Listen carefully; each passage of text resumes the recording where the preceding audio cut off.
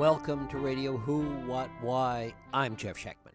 Sarah Kendzior is a unique and passionate voice, not just speaking truth to power, but trying to extract power from truth, the power to make the country and the world a better place.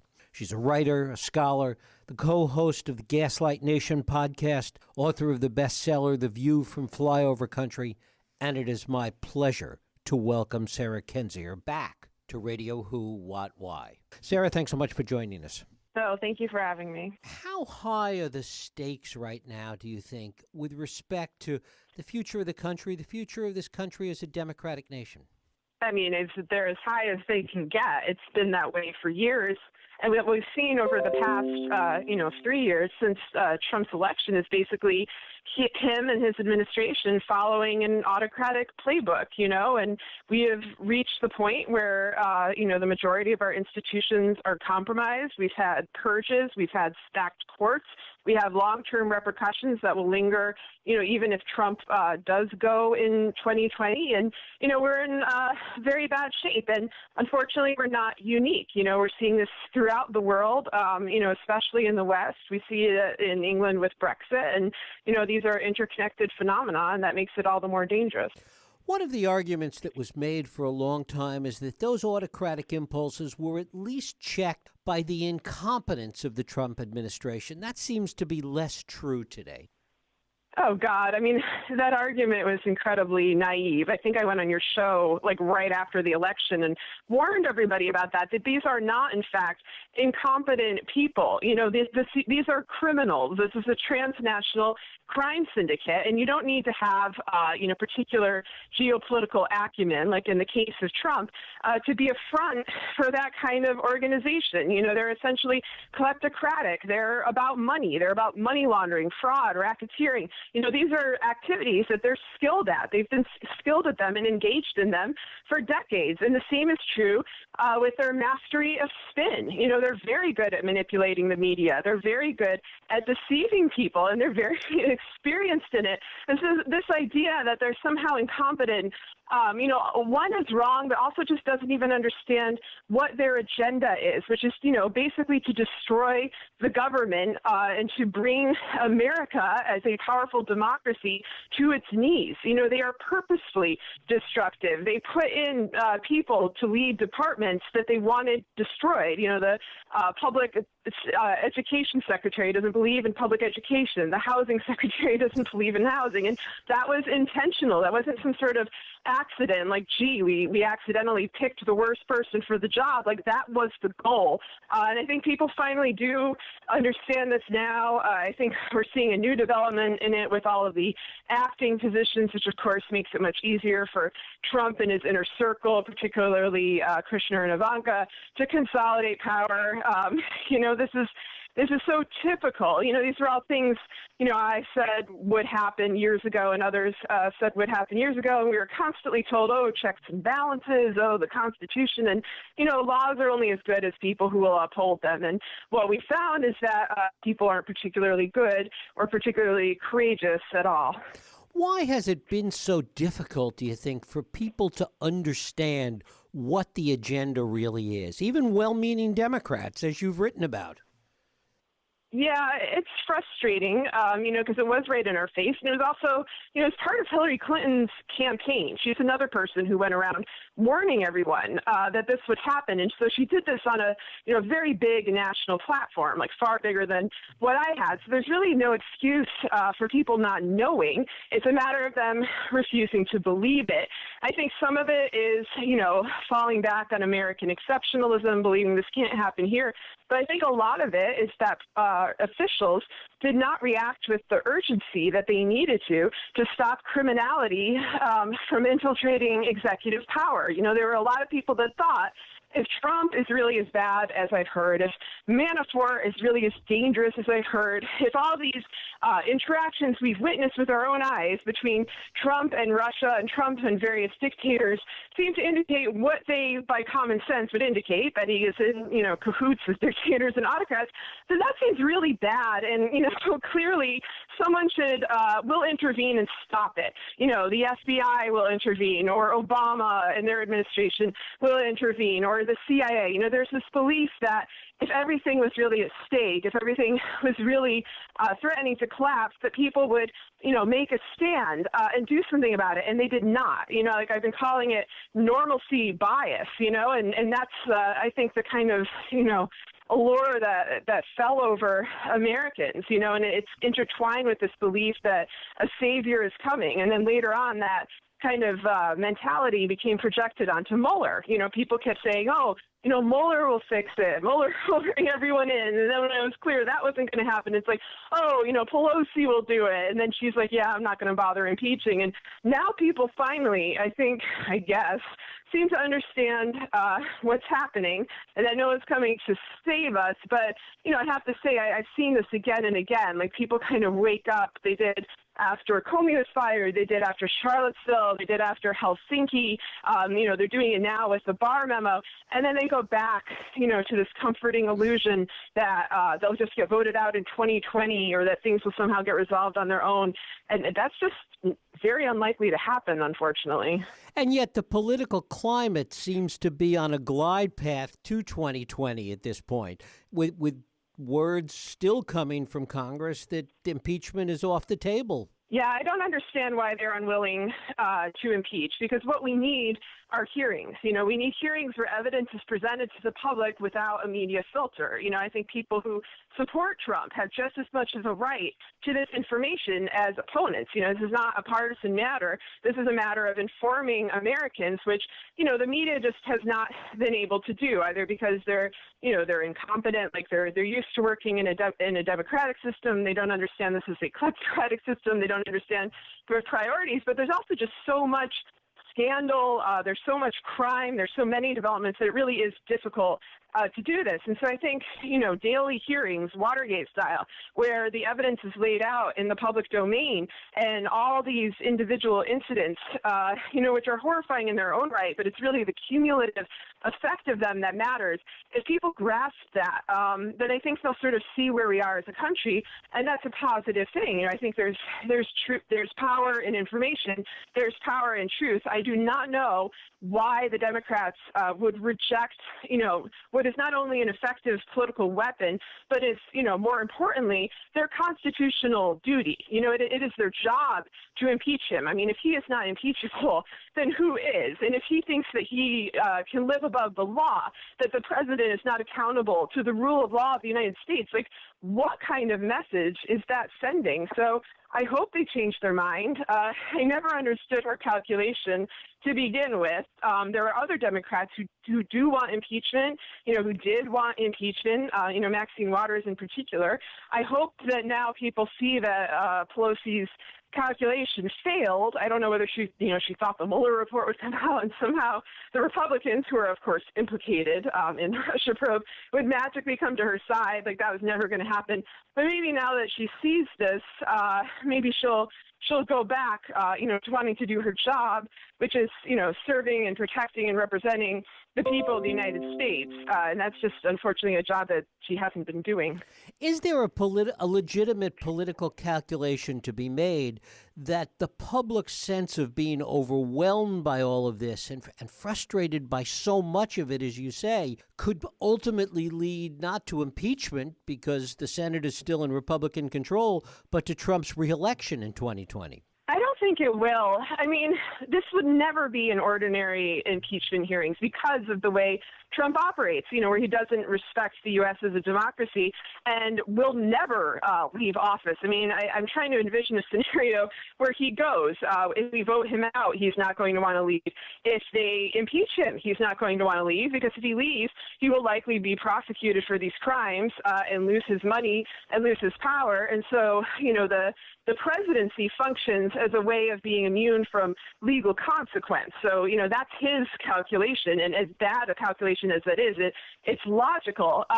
The point of the impeachment hearings would be the hearings themselves. It would be a presentation of information to the public, under oath, bringing all of these players, who have either remained completely silent, like Mueller, or who have been, implicated in the probe, these various Republican actors and, witnesses to all these crimes, and just have them talk this through. I mean, honestly, they should do it OJ style. Like, this should be a people are keyed into, are watching every day. We kind of saw shades of that during the Comey hearings, during the Cohen hearings.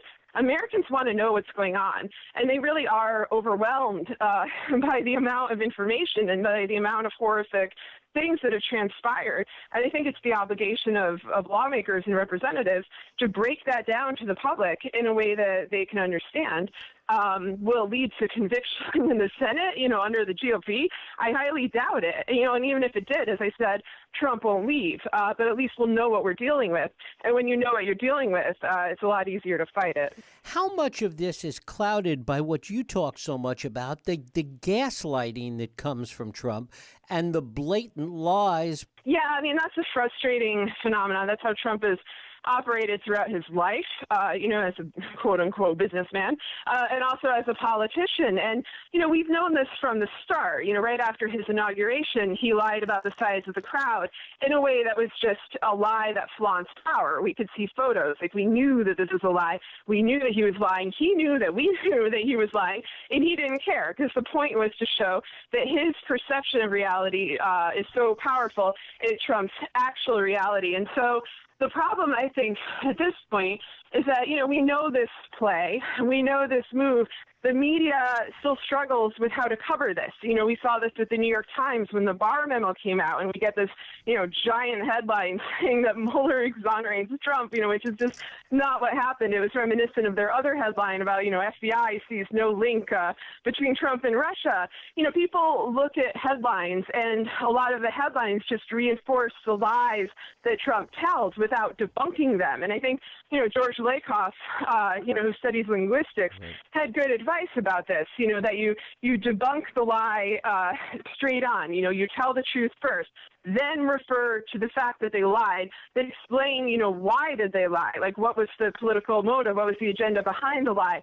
Then, you can address it without falling prey to repeating it, because, repetition is what Trump is very good at. He repeats the same phrases over and over again, so they just kind of rattle around in people's heads, subconsciously or not. And I think that power has been really underestimated by Democrats. I think that they, even years later, don't seem to understand how to fight it. And I think that's generally true of the media. And I also think, quite a bit of the media is on Trump's side. And that's an unfortunate thing, because that's not the side of truth. Where do you think the Mueller investigation went off the rails? Oh, I think it went off the rails about late to 2017. Honestly, right after the point where he indicted Manafort. Then you saw a lot of weird things happen. You saw Lindsey Graham, who's one of the last Republican holdouts, one of the people who wanted the Russia probe to start to begin with, along with John McCain. He does this 180 where suddenly he's Trump's dearest lackeys. You saw a general kind of culture of fear after that. Then you see Mueller making, just a lot of bad moves. Like, he's letting Manafort out without GPS tracking. And then, of course, he has to bring him back. He lets Rick Gates out and says where he's going. And then, of course, Rick Gates becomes an assassination target. Some of the worst mistakes came later. Things like the Flynn sentence. I mean, when that happened, I think that was a year later, in December 2018, when Flynn was being sentenced, and the judge was like, "This guy is incredibly dangerous. He's a traitor. He sold out his country."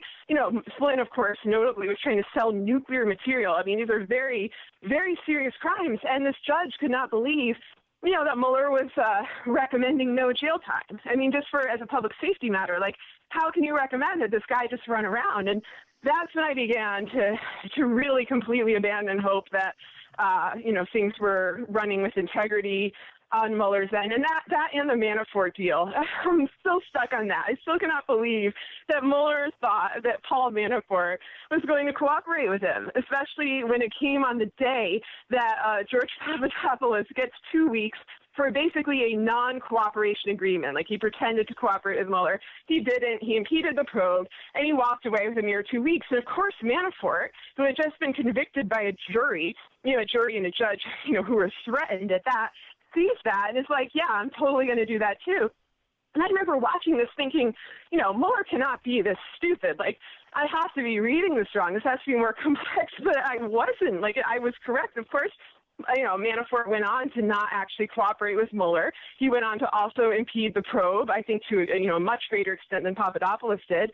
At the least, Mueller is incompetent. And at this point, I don't understand why he's not speaking out, for the good of the country, just like, out of patriotic duty. Then he has an obligation to speak out because he's the voice of authority on this matter. And then he's refusing to. I don't know if it's complicity. I don't know if it's cowardice. I don't know what's behind it. I just know that it's very destructive and it should stop. Is there an indication that our institutions have failed to the point where there's no way to bring some of them back in this era of Trump? I think they were already failing. Like, Trump didn't emerge in a vacuum. All of these institutions had taken a beating from the result of really terrible long-term systemic decisions. The war in Iraq, the war in Afghanistan, the financial crisis, and the lack of consequences for all of these dirty dealings, for all of this white-collar crime. We saw incredible corruption. We saw income inequality growing to such an enormous way that I think, normal people lost a lot of their leverage. Survival became more of the game, I think, in terms of political life. And people grew frustrated and alienated. So, in many ways, these institutions need to be really rebuilt in a meaningful way. I mean, I think what happened to the Voting Rights Act is like a key example where it was partially repealed in 2013, and people are like, oh yeah, we should bring it back to the 2013 level. And I was like, I'm just thinking, no, we need something much stronger than that. We need a new VRA, one that has that accounts for all the other ways that election integrity can be compromised, things like that. And so I hope people are, thinking big in terms of what we need to do, because we basically need, to counterbalance decades of corruption that have, rotted these institutions from the inside and made them ripe for people like Trump and his cohort to manipulate them for their own, profit and their own benefit. And finally, what, if anything, gives you hope in all of this? I don't really think of this in terms of hope or hopelessness. It's more, the things I like about it, I guess, are that people have not, on the whole, given up. People are engaged. They are paying attention. You can see this quantitatively if you want. And, you look at the midterm numbers, you look at the engagement with the 2020 election, although I do not think that itself is the solve for the reasons that I just listed about, election integrity being compromised. But I think, people are not willing to just roll over and let this country die. I think it's possible that, unfortunately, our representatives, many of our politicians, are willing to roll over and let it die. But I don't think that's true of the country as a whole. And, I do like the representatives that continue to fight, people like Maxine Waters, Alexandria Ocasio-Cortez, Adam Schiff. I like Elizabeth Warren as a candidate. They're coming out. They're identifying the problem. They're, sticking to their guns, and despite a lot of political pressure. It's not enough, but it's something. And I hope that people, have the courage to just use common sense and realize what a crisis we are in, and just think, how can I help? How can I help on a local level? How can I help through documentation?